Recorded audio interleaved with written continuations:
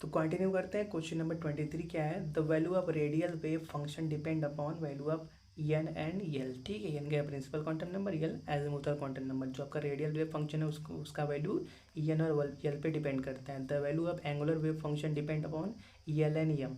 Angular wave function azimuthal quantum number और magnetic quantum number पर depend करता है। Proton were discovered in the year 1917। ठीक है, देखो जब प्रोटॉन के बारे में हम बात करते हैं तो उसको ऑब्जर्व 1886 के अंदर कर लिया गया था, लेकिन 1970 के अंदर एक्सपेरिमेंटल प्रूफ हुआ है। इसलिए नेट पे भी आप चेक करोगे तो आपको यही रिजल्ट मिलेगा 1917। ठीक है, कई बुक में ये दे रखा है, वो ठीक है क्योंकि 1886 के अंदर ऑब्जर्व किया गया था प्रोटॉन के बारे में, लेकिन कोई वो यहाँ पे प्रूफ वहाँ पे नहीं हो पाया था, लेकिन यहाँ पे प्रूफ हो गया था। ठीक है, electron were discovered in the year 1897 J Thomson द्वारा। Neutron were discovered in the year 1932। ठीक है, de Broglie equation has only significant for microscopic particle. De Broglie equation तभी तक सिग्निफिकेंट है जब हम माइक्रो मतलब छोटे पार्टिकल्स की बात करते हो, इलेक्ट्रॉन प्रोटॉन इन सब की बात करते हो। मैक्रोस्कोपिक पार्टिकल के लिए वो क्या बोलते हैं, अप्लाइड नहीं है, ऐसा बोल दो simple. The uncertainties in the determination of position and velocity very inversely. ठीक है, आप भी जानते हो डी ब्रोगली नहीं, Heisenberg uncertainty principle. Delta x delta p क्या है, एच अपन 4 पाई है। ठीक है, अगर हम मान लेते हैं डेल्टा एक्स यहाँ है, डेल्टा पी की उधर भेज देते हैं तो वो नीचे आता है, तो हमारे पास पोजीशन और वेलोसिटी में क्या इनवर्सली रिलेशन है। ठीक है, वेलोसिटी है ना, तो यहाँ पे क्या करो, पी दे रखा है ना, डेल्टा पी को यम इंटू डेल्टा पी लिख दो तो हो गया वेलोसिटी ना, उसको नीचे भेज दो तो इनवर्सली रिलेशन है। डेल्टा एक्स पोजीशन हो गया, और कैसे बनेगा रिलेशन वो भी देख लो, नहीं तो बोलोगे कन्फ्यूजन हो रहा है। तो देखो हमारे पास क्या है, delta x into delta p equal to कितना है, एच अपन 4 पाई है, तो डेल्टा एक्स इधर ही रखो, एच अपन 4 पाई, और क्या करो डेल्टा पी है तो उसको क्या करो यम इंटू डेल्टा एक्स में तोड़ दो, यम मास हो गया, डेल्टा एक्स क्या हो गया, वेलोसिटी हो गया। अब देख लो हमारा डेल्टा वी से नोट करो वेलोसिटी को, क्योंकि यहाँ पे डेल्टा एक्स यूज कर लिया है। ठीक है, तो यहाँ पे देखो चेंज इन पोजीशन और वेलोसिटी के बीच में इनवर्सली रिलेशन है। ठीक है, फिर क्या है, the maximum number of electron in orbital is given bye 4l+2। ये कैसे आया, थोड़ा सा एग्जांपल दे देते हैं। यल क्या है यहाँ पे, एजिमुथल क्वांटम नंबर। ठीक है, क्या दे रखा है, इसको देखो, maximum number of electrons in an orbit, किसी भी एक गिवन ऑर्बिट। ऑर्बिट मतलब क्या, यल यम एन इस सब की बात चल रही है। ठीक है, इन एन ऑर्बिटल की बात चल रही थी सॉरी ऑर्बिटल की बात चल रही थी, ऑर्बिट की नहीं, ऑर्बिटल मतलब एसपीडीएफ की बात चल रही थी। The maximum number of electrons in N orbital is given bye 4l+2। ठीक है, अब इसको देखो, जैसे हम बात करते हैं यस ऑर्बिटल के लिए, यल का वैल्यू क्या होता है 0, तो 4l+2 क्या आएगा, 4 × 0+2 मतलब 2, तो maximum number of electron yes orbital में कितने होंगे, 2 होंगे। पी के लिए यल का वैल्यू क्या होता है, 1 होता है, दिख रहा है ना, पी के लिए यल का वैल्यू 1 होता है। तो यहाँ पे 4l+2, यल का वैल्यू 1 रखोगे तो 4 × 1+2 6 आ गया, तो पी के ऑर्बिटल के अंदर मैक्सिमम 6 इलेक्ट्रॉन भरे जाएंगे। डी के लिए यल का वैल्यू 2 होता है, तो उसके अंदर 4 × 2+2 मतलब 10 इलेक्ट्रॉन मैक्सिमम भरे जाएंगे। तो क्लियर हो गया कि किसी भी गिवन ऑर्बिटल के अंदर मैक्सिमम इलेक्ट्रॉन कितने होंगे, 4l+2 के बराबर होंगे। ठीक है, आगे बढ़ते हैं।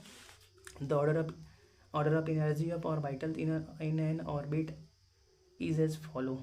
ठीक है, तो देखो आप भी जानते हो यस का एनर्जी हमेशा पी से कम, पी का हमेशा डी से कम, डी का हमेशा एफ से कम होता है। इसी ऑर्डर में एनर्जी बढ़ती है स्मॉलेस्ट से ग्रेटेस्ट की तरफ। ठीक है, radius of atom is directly proportional to value of n square. ठीक है, रेडियस किसी भी आटम का एन मतलब प्रिज्म क्वांटम नंबर के स्क्वायर के डायरेक्टली प्रोपोर्शनल होता है। ठीक है, in terms of wave mechanics this quantum number give an idea about the shape of an atomic orbital. कौन सा क्वांटम नंबर, यहाँ पे एजिमुथल क्वांटम रहना चाहिए। ठीक है, in term of wave mechanics this quantum number, बीच में एक वर्ड कहीं पे छूट गया है। ठीक है, about shape of atomic orbital यहाँ पे लिख लो, यल लिख दो। ठीक है, एजिमुथल लिख देते हैं। ठीक है, एजिमुथल की बात चल रही थी, एजिमुथल क्या, शेप ऑफ एटॉमिक ऑर्बिटल की बात चलता है। Yes spherical, P dumbbell, D double dumbbell, F distorted. ठीक है, the value of magnetic quantum number range from -l to +l। Magnetic quantum number का वैल्यू आपको रिलेशन अभी यहीं पे बताया था हमने पिछले क्लास के अंदर,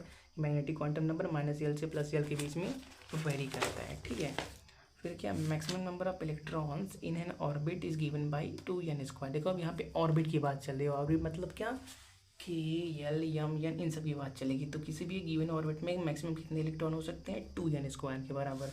ठीक है, किसी भी गिवन ऑर्बिट में कितने मैक्सिमम इलेक्ट्रॉन हो सकते हैं, 2n²। n = 1 के लिए कौन सा ऑर्बिट की, एन इक्वल टू 1 है तो सिर्फ एक ऑर्बिटल होगा 1s के अंदर 2 इलेक्ट्रॉन। एन इक्वल टू 2 के लिए यल ऑर्बिट कितने ऑर्बिटल होंगे, 2 होंगे, 2s और 2p।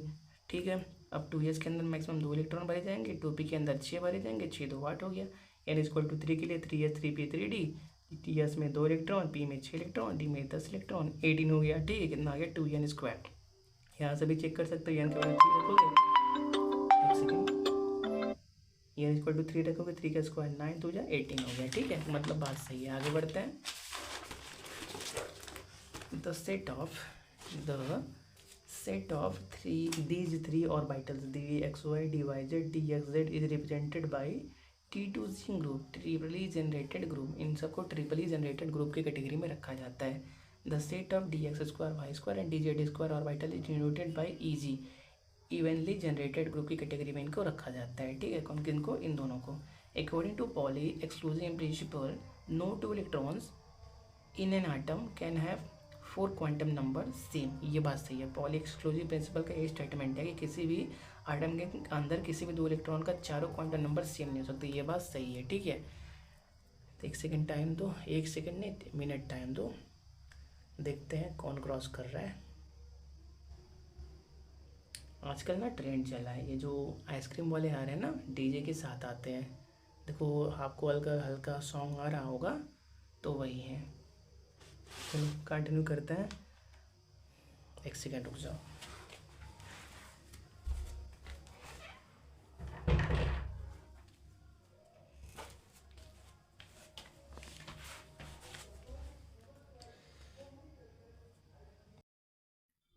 क्वेश्चन नंबर 39 है, maximum number of electrons which can be filled in n shell. ठीक है, देखो n इक्वल टू 1 होता है के सेल के लिए, n इक्वल टू 2 होता है यल सेल के लिए, n इक्वल टू 3 होता है यम सेल के लिए, n इक्वल टू 4 होगा यन सेल के लिए। तो यन सेल के अंदर मैक्सिमम कितने इलेक्ट्रॉन भरे जाते हैं वो पूछ रहा है। ठीक है, तो n का वैल्यू 4 है, तो यल का वैल्यू 0 1 2 3 होगा। यल का वैल्यू 0 मतलब यस ऑर्बिटल, यल का वैल्यू 1 मतलब p, यल का वैल्यू 2 मतलब d, यल का वैल्यू 3 मतलब एफ ऑर्बिटल। यस में मैक्सिमम 2 इलेक्ट्रॉन, p में 6, d में 10, एफ में 14। कितना हो गया टोटल, 32 हो गया। तो यन सेल के अंदर मैक्सिमम कितने इलेक्ट्रॉन भरे जा सकते हैं, 32। ठीक है, how many electron are filled in 3D orbital of chromium. Chromium का टॉपिक नंबर 24 होता है। अगर आप नॉर्मली इलेक्ट्रॉनिक कन्फिग्रेशन करोगे तो 1s2 2s2 2p6 3s2 3p6 4s2 3d4 करोगे। लेकिन आपको भी मालूम है क्रोमियम के केस में उसका इलेक्ट्रॉनिक कन्फिग्रेशन एक्सेप्शनल होता है। उसका 4s का 1 इलेक्ट्रॉन जम करके 3D में चला जाता है, इससे 3D के अंदर 5 इलेक्ट्रॉन हो जाते हैं। मतलब क्रोमियम के 3D ऑर्बिटल के अंदर 5 इलेक्ट्रॉन है। ठीक है, यहाँ पे 5 क्या करना है, क्लिक करना, क्या बोलता है यार इसको, क्या बोलते हैं, टिक करना है। ठीक है, टिक करना है। ठीक है, चलो इसी से कर देते हैं। ठीक है, चलो ये ठीक है। अब आगे क्या है, the atom has spherical shape when electron is in n equal to 1। n equal to 1 रहेगा, मतलब यस की बात चल रही है, 1s की बात चल रही है। सिर्फ उसी के केस में स्फेरिकल शेप आपको मिलेंगे। n इक्वल टू 6 में भी मिलेंगे, लेकिन स्फेरिकल के अलावा और भी मिलेंगे। लेकिन क्वेश्चन क्या सिर्फ स्फेरिकल शेप के बारे में पूछ रहा है। ठीक है, तो स्फेरिकल शेप सिर्फ वही मिलेगा आपको, किसी भी ऑर्बिटल का स्फेरिकल शेप वही मिलेगा जहाँ पे सिर्फ यस हो। यस कहाँ पे होगा, जहाँ पे यस सिर्फ n का वैल्यू 1 हो। n का वैल्यू 1 का मतलब 1s, यस मतलब स्फेरिकल, और n इक्वल टू 6 का मतलब उसके अंदर यस पी डी एफ सभी आ जाएंगे। उसमें स्फेरिकल भी होगा, डम्बल भी होगा, डबल डम्बल भी होगा। ठीक है, तो आगे बढ़ते हैं। वैलेंस इलेक्ट्रॉन इन आयरन मतलब एटॉमिक नंबर 26 है, उसके अंदर वैलेंस इलेक्ट्रॉन कितने होंगे, 8 होंगे। कैलकुलेट करके देख लेना। If the uncertainty in position of electron is 0, the uncertainty in its momentum will be infinite. ये कैसे हुआ, अनसर्टेनिटी प्रिंसिपल हमने देख रखा था, कहाँ पे, अनसर्टेनिटी प्रिंसिपल यहाँ पे देख रखा था। देखो क्वेश्चन क्या है, क्वेश्चन यहाँ पे था ना कि if the uncertainty in position of electron is 0, uncertainty in momentum. ठीक है, तो देखो बोल रहा है कि अगर अनसर्टेनिटी इन पोजीशन क्या हो जाए, 0 हो जाए, तो हम क्या करते हैं, डेल्टा एक्स को इधर मल्टीप्लाई कर देते हैं, तो delta p equal to h/4 delta x हो जाएगा। तो अनसर्टेनिटी इन पोजीशन बोल रहा है 0, तो नीचे जब 0 आ जाएगा, या डेल्टा एक्स नीचे आ गया है, नीचे 0 आ जाएगा, तो यस का वैल्यू कुछ तो रहेगा। यस का वैल्यू 6.625 × 10⁻⁻24। ऊपर कोई नंबर है, नीचे 0 है, नंबर अपॉन 0 इन्फिनिटी हो जाएगा, तो चेंज इन मोमेंटम कितना हो जाएगा, इन्फिनिटी हो जाएगा। ठीक है, तो मोमेंटम के अंदर अनसर्टेनिटी कितना हो जाएगा, इनफाइनाइट हो जाएगा। ठीक है, कोर इलेक्ट्रॉन ऑफ सोडियम इस कितना 10, कोर मतलब अंदर के इलेक्ट्रॉन। सोडियम क्या है, एटॉमिक नंबर 11, उसके अंदर 3 सेल, पहले में 2, दूसरे में कितने होते हैं 8, तीसरे में 1, 2 8 1, इलेक्ट्रॉनिक कन्फिग्रेशन क्लियर है, 2 8 1 ये हो गया। तो देखो आउटर मतलब वैलेंस शेल मतलब क्या, बाहर वाला इलेक्ट्रॉन, बाहर वाले इलेक्ट्रॉन को छोड़ने के बाद जो भी अंदर बच रहा है सभी अंदर के कोर के इलेक्ट्रॉन कहे जाते हैं, ठीक है। तो उसके कोर में 10 इलेक्ट्रॉन है और बाहर 1 इलेक्ट्रॉन है जिसको वैलेंस इलेक्ट्रॉन बोलते हैं, ठीक है। For l equal to 2 the orbital is d, l equal to 0 के लिए ये 1 यस, यल इक्वल टू 1 के लिए पी, यल इक्वल टू 2 के लिए डी ऑर्बिटल होंगे, ठीक है। Electromagnetic radiation with the highest wavelength is radio wave, electromagnetic radiation जिसके अंदर हाईएस्ट वेवलेंथ होता है किसमें होता है, रेडियो वेव के अंदर, ठीक है। Uncertainty principle was proposed by Heisenberg, ठीक है। The element with a non spherical outer most orbital is boron. देखो लिथियम की बात करोगे तो लिथियम क्या है, ग्रुप 1 से आ जाएगा, लिथियम ग्रुप 1 से आ जाएगा, एटॉमिक नंबर 3 है। और बोरान की बात करोगे तो ये क्या पी ग्रुप में चला जाएगा, पी ब्लॉक में चला जाएगा, और पी ब्लॉक में स्फेरिकल भी होते हैं, डबल भी होते हैं, क्योंकि वहाँ पे पी ऑर्बिटल में भी इलेक्ट्रॉन भरने लगते हैं। तो हम क्या बोलेंगे, the element with non spherical outer most orbital is boron, ठीक है। Bohr model postulate is m equal to NH/2 which of the following set of quantum number N L M S is incorrect, ठीक है। इनमें से देखना कि कौन सा इनकरेक्ट है, मतलब कौन सा गलत है उसी को क्लिक करना है। तो देखो सभी सीक्वेंस में रहेंगे, पहले N फिर L फिर M फिर S। N का वैल्यू 4 है, L का वैल्यू 3 है, ये पॉसिबल है। L का वैल्यू 3 के लिए M का वैल्यू +2 ये भी पॉसिबल है, और -12 स्पिन ये भी पॉसिबल है, मतलब ये तो ठीक है।